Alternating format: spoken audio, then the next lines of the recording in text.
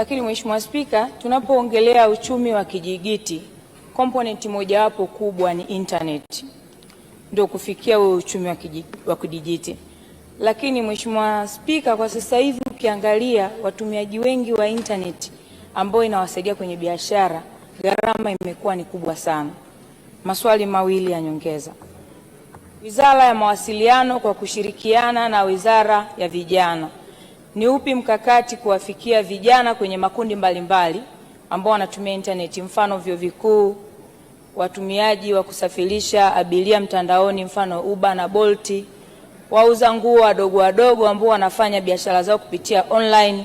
Mkae nao katika hayo makundi, waelezee uhalisia na makundi mengineyo, namna ambavyo wanapata changamoto kubwa kupitia intaneti na watumiaji wengine.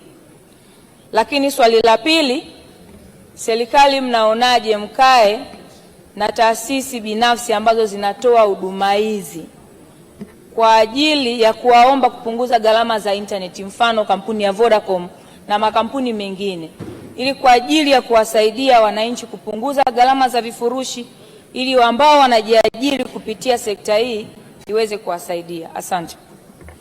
Mheshimiwa Waziri. Mheshimiwa Spika, naomba nijibu maswali mawili ya nyongeza ya Mheshimiwa mbunge kama ifuatavyo. Kuhusu ushauri wake wa kukaa na vijana kwa kushirikiana na Wizara ya Maendeleo ya Vijana, tumeupokea na tutakutana na vikundi mbalimbali vya vijana ili kujua mahitaji yao na changamoto zao wanazozipata katika upatikanaji wa internet katika shughuli zao. Kwa hiyo tutawasiliana na wenzetu wa wizara inayohusika na maendeleo ya vijana kwa ajili ya kulishughulikia swala hili. Na kuhusu kukaa na taasisi binafsi kwa ajili ya kupunguza gharama za vifurushi,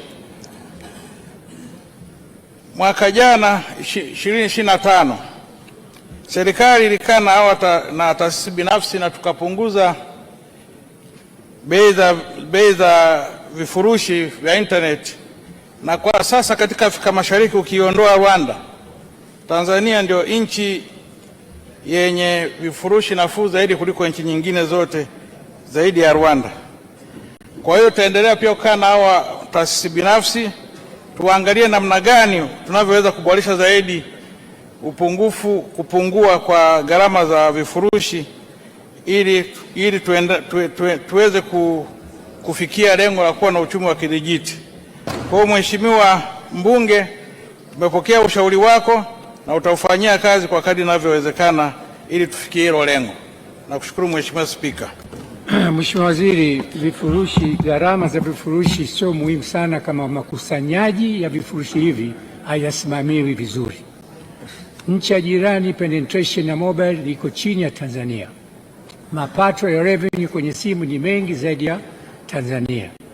Nchi za jirani zina dividend kwenye masuala ya simu, Tanzania hatuna. Kwa hiyo there's something wrong katika makusanyo ya kusimamizi wa revenue kwenye masuala ya simu. Wena mkakati maalum wa digital sovereignty ya Tanzania. Dunia sasa inaendeshwa na mtandao. Nakuomba sana Mheshimiwa, huna haja kujibu, lichukue mkalifanyie kazi. Mheshimiwa, tunaendelea Wizara ya Fedha.